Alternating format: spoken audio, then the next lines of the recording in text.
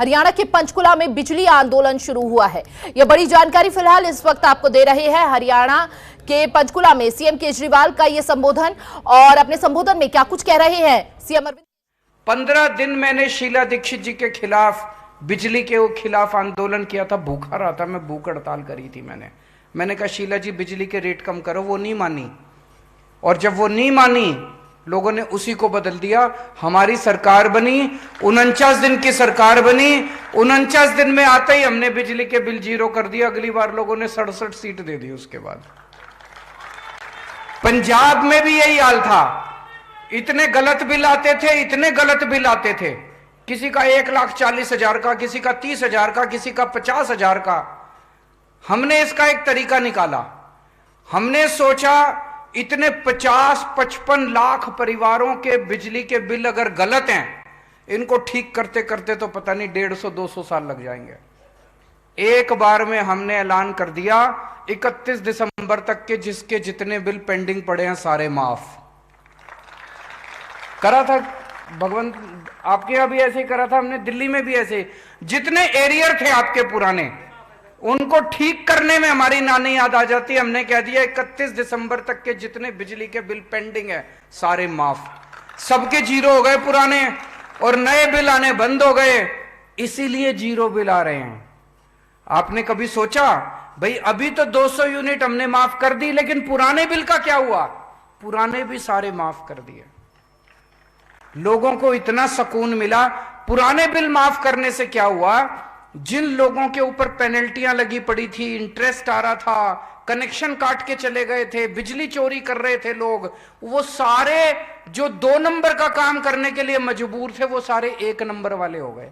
सबने बिजली के कनेक्शन ले लिए, सबने बिजली अपना इस्तेमाल करनी चालू कर दी। लीगल कनेक्शन मिल गए। कनेक्शन हमने बांटने चालू कर दिए। जो आए कनेक्शन लो, जो आए कनेक्शन। सबकी जिंदगी जो बिजली चोर, बिजली। पंजाब में तो ये हाल था, कई बार हम किसी गांव में कैंपेनिंग करने चले जाते थे, लोग अपने घर में घुस जाते थे। उनको लगता था बिजली वालों की रेड पड़ गई। अब उन लोगों को, किसी को, सब डर की जिंदगी जी रहे थे। सब लोगों ने डर की जिंदगी जीनी बंद कर दी। सबकी बिजली के पुराने बिल माफ, और सब। ऐसा क्यों हुआ? ऐसा इसलिए हुआ क्योंकि जैसे अभी मान साहब ने कहा, हमारी नीयत साफ है। एक ही चीज है, मैं तो कहता हूं, नीयत साफ है। सरकारों में पैसे की कमी नहीं है। उनकी नीयत खराब है। उनकी नीयत खराब है। अभी अभी मेरे को कोई बता रहा था, जिससे बिजली कंपनी से ये बिजली खरीदते हैं, उसके साथ 25 साल का इन्होंने ठेका किया। इस रेट पे बिजली खरीदेंगे, और उस कंपनी को फायदा पहुंचाने के लिए ठेका करने के बाद कुछ सालों के बाद उसके रेट बढ़ा दिए। तो रेट तो आप नहीं देने हैं, बिजली के रेट तो आपको, आपके ऊपर। तो इनकी नीयत खराब है। ये बिजली वालों से मिले हुए हैं, बिजली कंपनियों से मिले हुए हैं। दिल्ली में टाटा और अंबानी, ये 2 कंपनियां बिजली देती हैं। हमको बिजली कंपनियां बदलने की जरूरत नहीं पड़ी।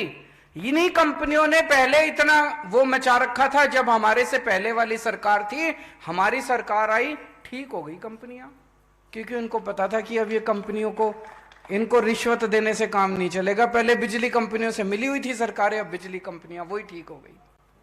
हमारी नीयत साफ है, पहली चीज तो ये। दूसरी चीज, हम पढ़े लिखे हैं।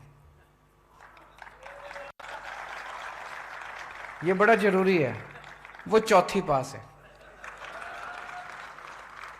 वो अनपढ़ है, उनको सरकार चलानी नहीं आती। वो अनपढ़ हैं, 4थी पास हैं।